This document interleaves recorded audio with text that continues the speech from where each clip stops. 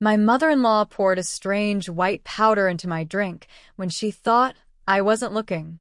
"Cheers to having you as my favorite daughter-in-law," she said, with a smile so beautiful no one suspected anything, extending the glass toward me.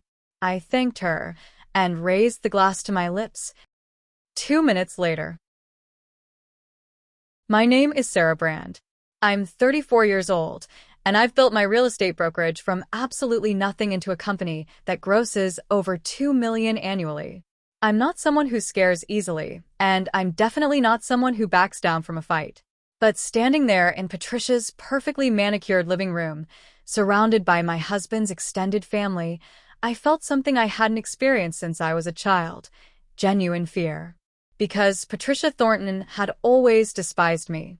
From the moment Tom brought me home 3 years ago, she made it crystal clear that I would never be good enough for her precious son.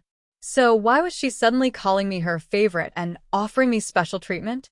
The answer was about to shatter everything I thought I knew about family loyalty, manipulation, and just how far someone will go to maintain control. I should have trusted my instincts that night. I should have known that a woman who'd been trying to break up my marriage for 3 years wasn't suddenly going to start treating me like a daughter. But sometimes the most dangerous predators are the ones who know exactly how to make their trap look like kindness. Let me back up and explain how we got here, because this story doesn't start with that wine glass. It starts with the day I met Tom Thornton at an open house in the affluent Riverside district.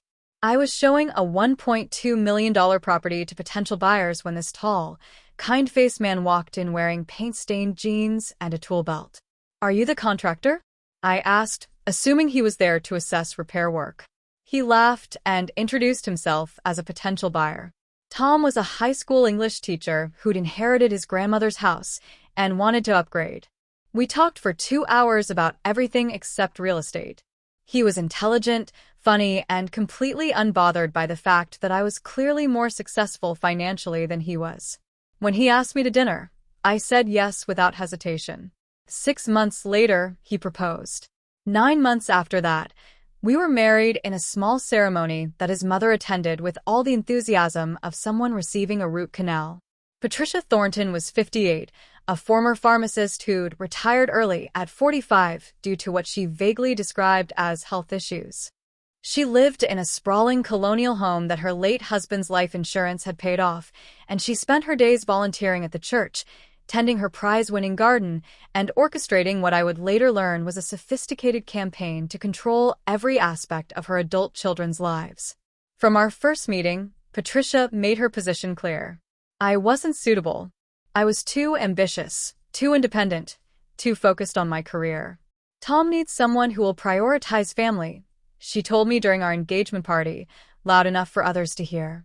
"Someone who understands that marriage is about sacrifice and compromise." The irony wasn't lost on me that this woman who'd never worked a day after her early retirement was lecturing a self-made businesswoman about sacrifice. But Tom loved his mother, and I loved Tom, so I tried to build bridges. I brought expensive wine to Sunday dinners. I complimented her cooking, her decorating, her garden. I asked her advice about marriage and homemaking, hoping to appeal to her sense of expertise. Nothing worked. If anything, my efforts seemed to make her more suspicious. "She's trying too hard," I overheard her telling Tom's sister Jennifer. "People who have nothing to hide don't need to perform like that." The first year of our marriage, Patricia's disapproval was annoying but manageable.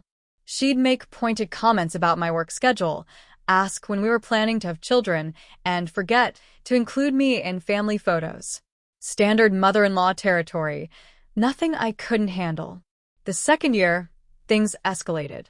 She started showing up at our house unannounced, claiming she was just checking on Tom while I was at work. She'd arrive when I was rushing out for client meetings, catching me in workout clothes or with dishes in the sink, then make comments about how overwhelming it must be to try to manage a career and a household. She began keeping a mental catalog of everything she perceived as my failings. The time I had to cancel Sunday dinner for a last-minute showing with a celebrity client became Sarah prioritizing money over family. The evening I came home late from closing negotiations became Sarah leaving poor Tom to fend for himself again. But it was the third year that she really showed her true colors. The incident started small. A passive-aggressive comment here, a concerned look there, always perfectly timed for maximum family impact. At Tom's cousin's wedding, she loudly asked if I was feeling all right because I looked stressed and a bit manic. At Jennifer's baby shower, she suggested I might want to slow down professionally because all that ambition can't be good for your marriage. Then she got bolder. She started what I can only describe as a documentation campaign. Every time she visited our house, she'd find excuses to walk through different rooms, commenting on anything that was out of place. "Oh my, Sarah, are you feeling overwhelmed? The kitchen looks like a hurricane hit it," she'd say, pulling out her phone to show Jennifer later as a joke. But I noticed she was always taking photos of the messiest moments.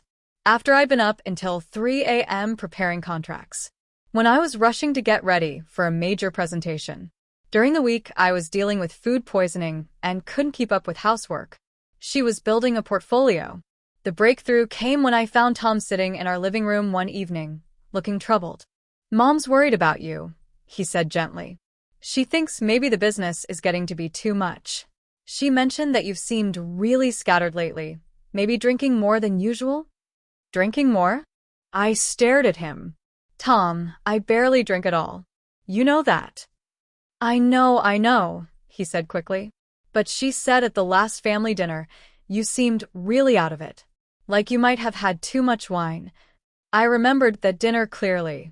I'd had exactly 1 glass of wine with the meal, same as always.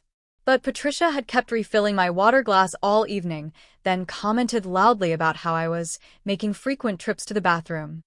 At the time, I thought she was just being her usual rude self. Now I realized she was crafting a narrative. "Tom," I said carefully, "your mother's been trying to break us up since the day we met. Why are you suddenly taking her concerns seriously?" "She's not trying to break us up," he protested. "She's worried about your mental health. She thinks maybe you need help managing stress."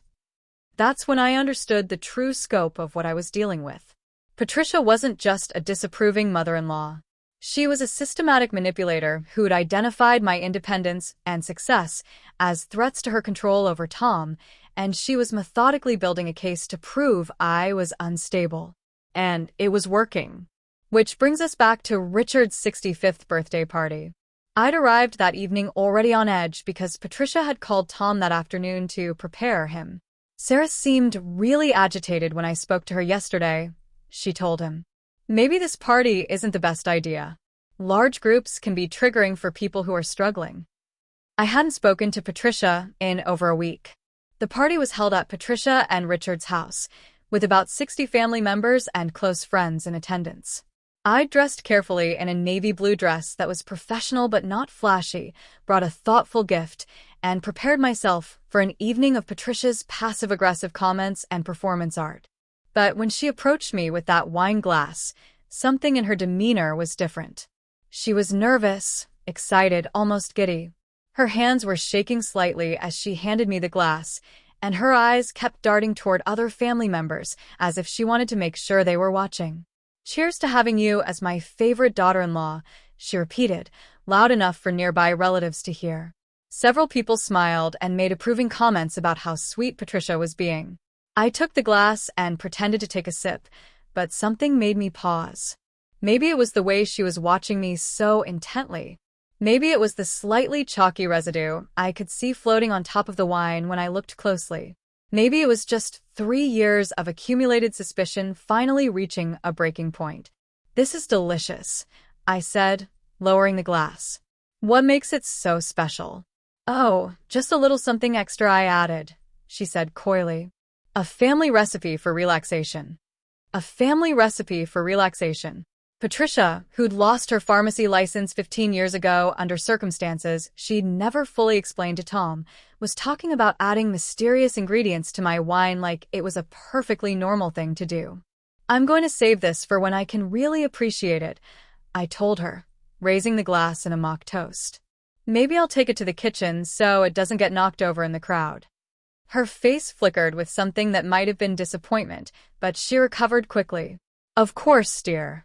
Whatever makes you most comfortable." 2 minutes later, I was in the kitchen, my heart pounding.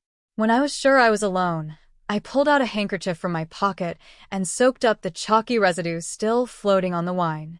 I poured the entire contents of the glass down the sink. Down at the bottom of the glass were more bits of residue that hadn't dissolved. I wiped them up with the handkerchief, rinsed the glass thoroughly, and filled it with regular wine from the bottle on the counter. When I returned to the party, Patricia was positioned where she could watch me clearly.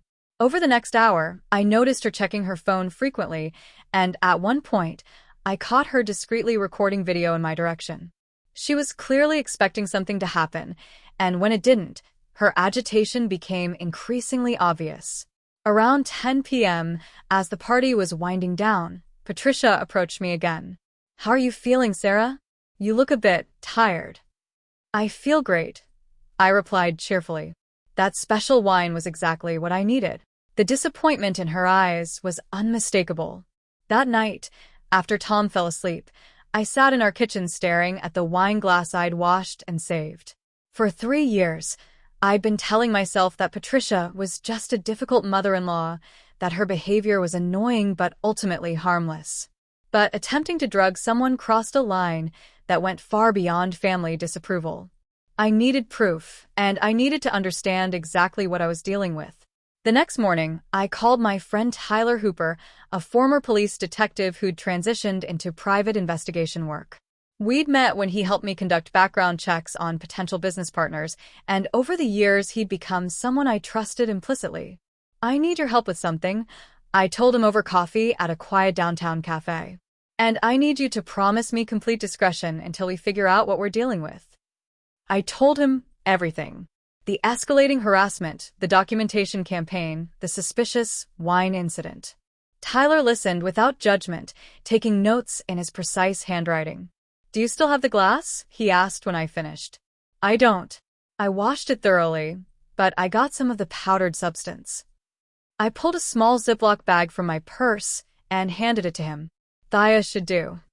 He leaned back in his chair, considering. "Sarah, what you're describing sounds like a systematic campaign to either harm you directly or build evidence that you're mentally unstable. Either way, it's serious. Are you prepared for this investigation to potentially destroy your relationship with your husband's family?" I thought about Tom's worried expression when he'd asked me about my drinking, about the way other family members had started looking at me with concern and pity at recent gatherings, about the journal Patricia was probably keeping, the photos she was taking, the narrative she was building. "Tyler, I think that relationship is already being destroyed. I just want to know what I'm really dealing with so I can protect myself." "All right," he said, pulling out his business card and writing something on the back. "Take this to my friend Dr. Lisa Patel. She runs a private toxicology lab. Tell her I sent you and that you need a full spectrum analysis of any residue she can find. It'll cost about $300, but it's worth knowing for sure." 2 days later, Dr. Patel called with results that made my blood run cold. "We found traces of 2 substances," she said in her precise, professional voice. "The first is magnesium sulfate in a concentrated dose. That's essentially a powerful laxative that would cause severe gastrointestinal distress within 30 to 60 minutes of ingestion. The second is diphenhydramine, which is an antihistamine that causes drowsiness and can create symptoms that mimic intoxication, especially when combined with alcohol. What would have happened if I'd drunk it? Within an hour, you would have experienced violent diarrhea and vomiting while also appearing drunk or disoriented. In a social setting, it would have been extremely embarrassing and would definitely have created the impression that you were either intoxicated or having some kind of medical episode." I thanked Dr. Patel and hung up the phone, my hands shaking. Patricia hadn't just been trying to embarrass me. She'd been planning to create a public spectacle that would have supported her narrative about my mental instability, probably while recording it for evidence. This wasn't harassment anymore. This was assault. Armed with proof of what Patricia had done, I could have confronted her directly or gone to Tom with the evidence. But something told me this incident wasn't isolated. A woman who would casually drug her daughter-in-law's wine at a family party had probably done other things to other people. I asked Tyler to dig deeper into Patricia's background, particularly the circumstances around her early retirement from pharmacy work. What he found painted a picture that was even worse than I'd imagined. Patricia Thornton had lost her pharmacy license in 2008 after state investigation found evidence that she'd been selling prescription medications without proper documentation and had been involved in what investigators suspected was a pill mill operation. She'd never been criminally charged. The evidence was circumstantial and some key witnesses had refused to testify, but the state pharmacy board had revoked her license permanently. "There's more," Tyler told me when he delivered his initial report. "I found 3 different women who were married to men in Patricia's social circle during the early 2000s. All 3 marriages ended in divorce under unusual circumstances." He spread out a series of documents on my desk. Jennifer Walsh was married to Patricia's neighbor's son. The marriage ended after Jennifer had a public breakdown at a church fundraiser. Witnesses said she appeared to be intoxicated and became belligerent with other attendees. But Jennifer maintains she'd only had 1 glass of wine with dinner. Lisa Morrison was married to Patricia's tennis partner's son. She developed what doctors called unexplained anxiety and paranoia during the last year of her marriage. She became convinced that people were watching her, documenting her behavior, trying to prove she was mentally unstable. Her husband divorced her and got full custody of their children. And then there's Karen Price. She was married to the son of Patricia's best friend. Karen started having what appeared to be seizures during social gatherings, but only at events where Patricia was present. Medical tests never found a cause. After her divorce, the seizures mysteriously stopped. I stared at the documents, feeling sick. 3 different women, 3 destroyed marriages, all connected to Patricia. And here's the really interesting part, Tyler continued. I managed to track down Jennifer Walsh. She's remarried now, living in Colorado. When I called her and explained that I was investigating similar incidents, she agreed to talk. He pulled out his phone and played a recorded conversation. "I always suspected Patricia had something to do with what happened to me," Jennifer's voice said through the speaker. "The night of the fundraiser, I'd barely touched my wine, but within an hour I was violently ill and completely disoriented. Patricia was the one who helped me to the bathroom, and she was the one who made sure everyone saw me in that state." "Did you ever get any evidence?" Tyler's voice asked on the recording. "No, and by the time I realized what might have been happening, it was too late. My husband had already filed for divorce, and Patricia's son was telling everyone I had a drinking problem. But Sarah..." Jennifer's voice became urgent. "If Patricia is doing this to her, she needs to be very careful. Patricia doesn't just want to embarrass people. She wants to completely destroy their credibility and their relationships." "One more thing," Jennifer added. "Patricia keeps detailed records. When my ex-husband's attorney presented evidence in our custody hearing, they had photos, dates, detailed accounts of my erratic behavior going back months. It was like she'd been planning my downfall for years." As Tyler packed up his documents, I sat in stunned silence. Patricia wasn't just a controlling mother-in-law. She was a predator who had systematically destroyed other women's lives, and now she was coming for mine. But there was one crucial difference between me and her previous victims. I knew what she was doing, and I had the resources to fight back. Over the next 3 weeks, Tyler and I worked methodically to build a comprehensive picture of Patricia's pattern of behavior. We reached out to Lisa Morrison and Karen Price, both of whom agreed to speak with us about their experiences. Their stories were remarkably similar to Jennifer's: mysterious illnesses at social gatherings, escalating family concerns about their mental health, and detailed documentation of their supposed instability that appeared in divorce proceedings. "She's like a serial killer, but instead of killing people, she kills marriages," Tyler observed during one of our planning sessions. "And she's gotten away with it because who's going to believe that a sweet church lady is systematically drugging women at social gatherings?" But I had advantages that Patricia's previous victims hadn't. I was financially independent, which made me harder to isolate. I had professional connections throughout the city, including lawyers and investigators. And most importantly, I now understood exactly what I was dealing with before Patricia had managed to completely destroy my credibility. The question was how to expose her without destroying Tom's relationship with his family or my relationship with Tom. That's when Tyler suggested we take a different approach. Instead of just gathering evidence against Patricia, he said, what if we set up a situation where she exposes herself? Where she demonstrates her true nature in front of witnesses who can't be manipulated or discredited. You mean like a sting operation? Exactly. Patricia's weakness is her arrogance. She's gotten away with this for years because she's always been the smartest person in the room, the one controlling the narrative. But what if she found herself in a situation where she wasn't in control?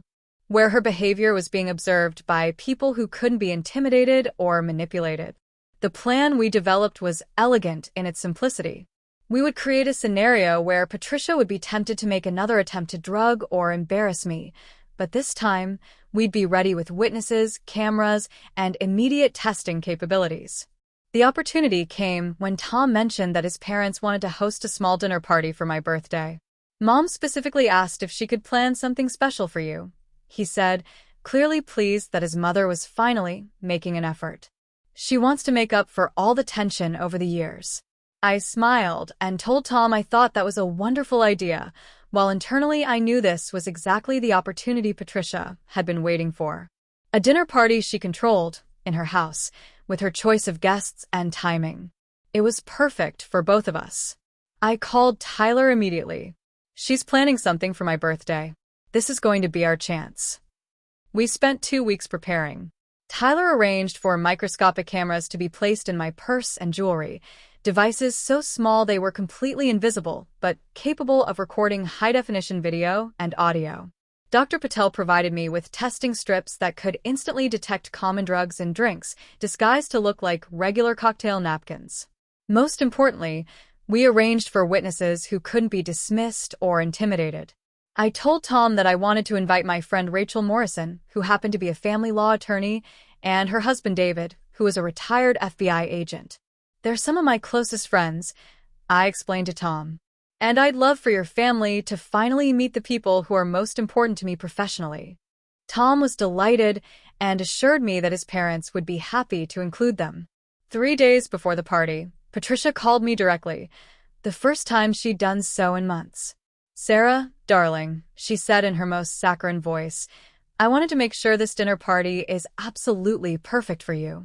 Is there any particular wine you'd prefer? I was thinking of making something special, a signature cocktail just for the birthday girl.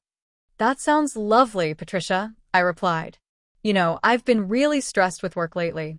Something relaxing would be perfect.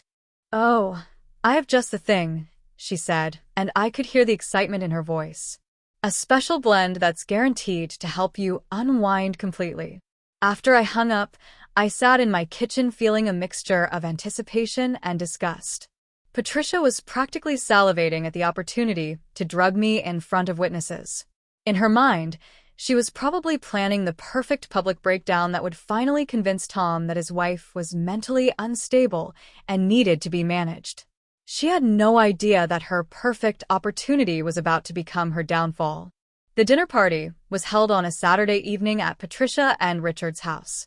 I arrived with Tom, Rachel, and David, wearing a navy blue dress and the smallest recording devices Tyler had been able to acquire.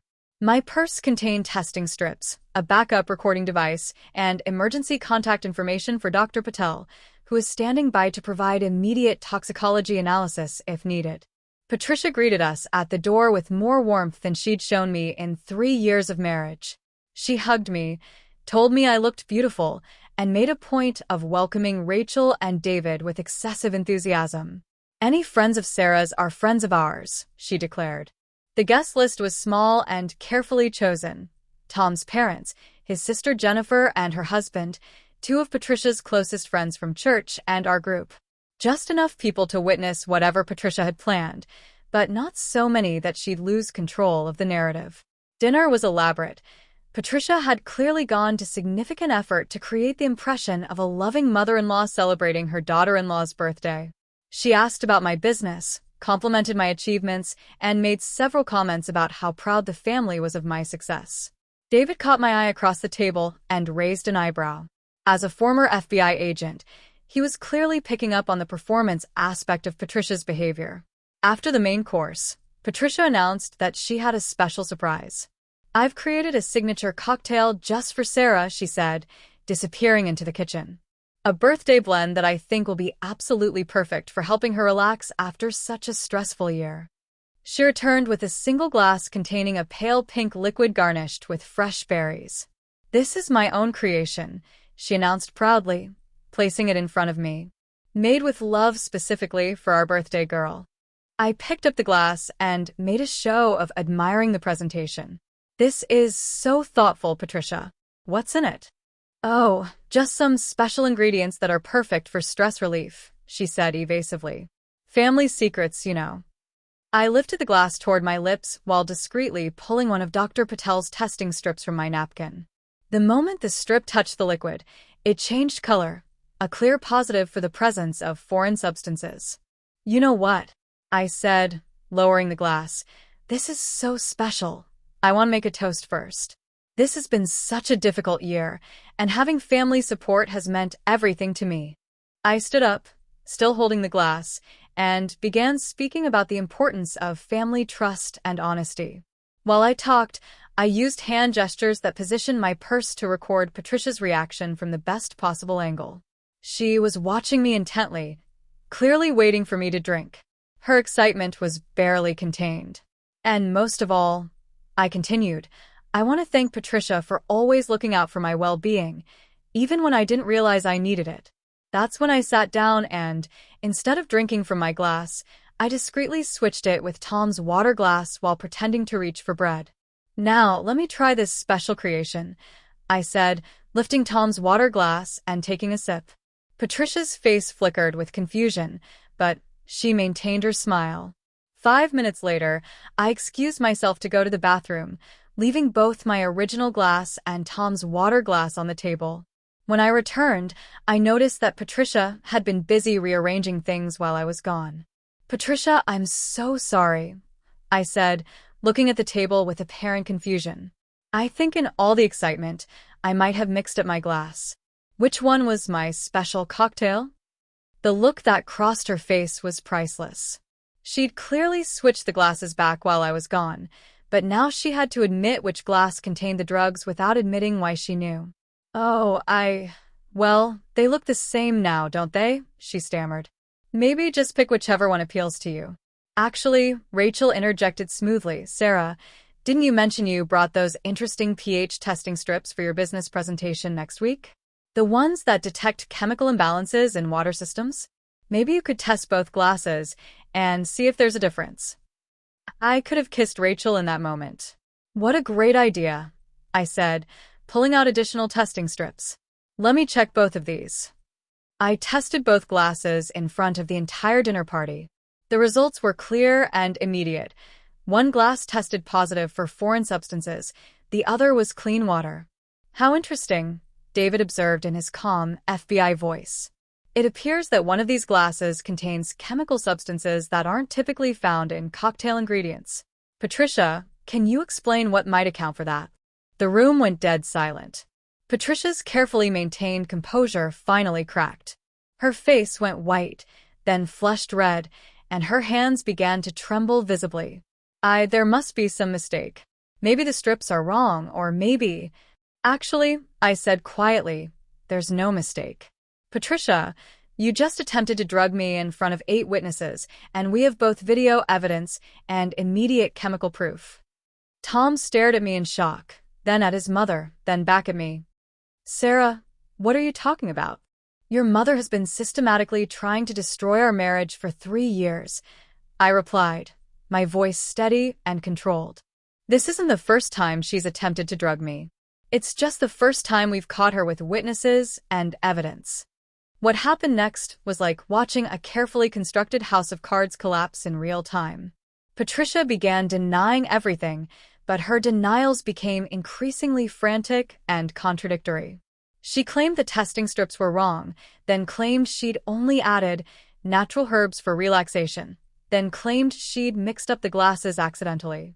But David, with his FBI training, began asking precise questions about the timeline. How had the substances gotten into the glass? When had Patricia prepared the drinks? Why was she so nervous about the testing? Richard, who had been sitting in stunned silence, finally spoke up. Patricia, what are these people talking about? What substances? What do you mean by drugging? That's when I pulled out my phone and showed the table Tyler's complete investigation file. Patricia, this isn't just about tonight. We've been investigating a pattern of behavior that goes back 15 years. I explained everything. The lost pharmacy license. The 3 previous victims whose marriages had been destroyed under mysterious circumstances. The systematic documentation campaign Patricia had been conducting against me. The escalating attempts to undermine my reputation and credibility. With each revelation, Tom's face grew paler. Jennifer gasped audibly when I described how Patricia had kept detailed records of my supposed episodes. Even Patricia's church friends looked shocked and horrified. Mom, Tom said finally, his voice barely a whisper. Is this true? Have you been doing these things? Patricia looked around the table at the faces of people who had trusted and respected her for decades. Her carefully maintained facade of sweet, concerned mother-in-law had completely evaporated, leaving behind something desperate and cornered. Everything I did was to protect you, she said, her voice breaking. She's not right for you, Tommy. She's too independent, too focused on her career. She'll never prioritize family the way she should. I was trying to show you who she really is. By drugging her? Tom asked incredulously. By trying to make her appear mentally unstable? By systematically destroying her reputation? I was protecting our family, Patricia screamed, finally losing all control. Just like I protected the Morrison family, and the Walsh family, and the Price family. Some women don't deserve the men they marry, and sometimes you have to help those men see the truth. The room erupted. Richard began demanding explanations about the other families. Jennifer was crying. Patricia's church friends were staring at her in horror. David was taking notes with professional detachment. But Tom just sat there, staring at his mother as if he'd never seen her before. You destroyed other people's marriages, he said slowly. You've been systematically drugging and manipulating women for years. And you tried to do it to my wife. I was trying to save you from making the biggest mistake of your life. Patricia shouted back. That's when Tom stood up, walked around the table, and took my hand. The biggest mistake of my life, he said clearly, would have been listening to you. The dinner party ended with Patricia being escorted to her bedroom in hysterics, while Richard apologized profusely and promised a full family reckoning. David advised me to file a police report immediately, and Rachel offered to represent me if I decided to pursue legal action. But as we drove home that night, I realized that the most important victory had already been won. Tom now understood exactly who his mother was and what she'd been trying to do to our marriage. The manipulation campaign was over because her credibility was completely destroyed. Over the next few days, the full scope of Patricia's behavior became clear. Richard found journals in her bedroom detailing not just her campaign against me, but similar efforts against other women over the years. She had been keeping meticulous records of her manipulation tactics, apparently viewing them as strategic victories rather than psychological warfare. Tom insisted that we contact Jennifer Walsh, Lisa Morrison, and Karen Price to let them know that Patricia had finally been exposed. All 3 women were grateful for the validation after years of being told they were paranoid or mentally unstable. I always knew she was responsible for what happened to me, Jennifer told us during a long phone conversation. But I never thought anyone would believe me or be able to prove it. The legal consequences for Patricia were significant. The district attorney decided to pursue charges for assault, for the drugging attempts, and stalking for the systematic harassment campaign. Her previous victims provided testimony that established a clear pattern of predatory behavior. But the social consequences were even more devastating for someone like Patricia, who had built her entire identity around being respected in her community. Word spread quickly through their social circle about what had happened at the birthday dinner. Patricia found herself excluded from church committees, dropped from social clubs, and avoided by neighbors who had trusted her for decades. 6 months after the birthday dinner incident, Patricia pled guilty to reduced charges in exchange for mandatory psychological counseling and community service. She was also required to pay restitution to her victims for therapy costs and legal expenses. But the real justice wasn't in the courtroom, it was in the restoration of truth. Jennifer Walsh finally got validation that her breakdown at the church fundraiser had been chemically induced. Lisa Morrison's children learned that their mother hadn't been paranoid or mentally unstable during her marriage. Karen Price got medical confirmation that her mysterious seizures had likely been caused by drug interactions. Most importantly for me, my marriage to Tom not only survived Patricia's manipulation campaign but became stronger because of it. Tom was horrified by what his mother had done and committed to rebuilding our relationship on a foundation of complete honesty and trust. "I'm so sorry I ever doubted you," he told me one evening as we sat on our back porch, watching the sunset. "I should have seen what she was doing." "Your mother is a master manipulator," I replied. "She spent decades perfecting these techniques. The important thing is that you chose truth over family loyalty when it mattered most." Richard divorced Patricia within a year. At 66, he decided he couldn't spend his remaining years married to someone capable of such systematic cruelty. He apologized to me privately and established college funds for any children Tom and I might have as a gesture of family accountability. Jennifer, Tom's sister, had perhaps the hardest time processing everything. She'd worshipped her mother and struggled to accept the reality of who Patricia really was. But with therapy and support from Tom and me, she eventually understood that loving someone doesn't mean enabling their destructive behavior. Word of Patricia's case spread beyond our immediate community, partly because of the unique nature of her crimes and partly because Rachel, my attorney friend, used it as a case study in her presentations about coercive control and family manipulation. 3 other women reached out to us through Rachel's office, describing similar experiences with family members who had systematically undermined their relationships and credibility. While we couldn't provide legal assistance to everyone, Tyler helped connect them with resources and investigators who specialized in family manipulation cases. Dr. Patel, the toxicologist who had analyzed Patricia's drugging attempts, began speaking at medical conferences about the need for awareness regarding non-consensual drugging in domestic settings. Her work led to improved testing protocols and better training for healthcare providers who encounter suspected victims. Most significantly, the 3 women whose marriages Patricia had destroyed years earlier were able to achieve some measure of justice. Jennifer Walsh's ex-husband reached out to apologize after learning the truth about their divorce. While their marriage couldn't be restored, they were able to rebuild a co-parenting relationship based on honesty rather than Patricia's fabricated narrative.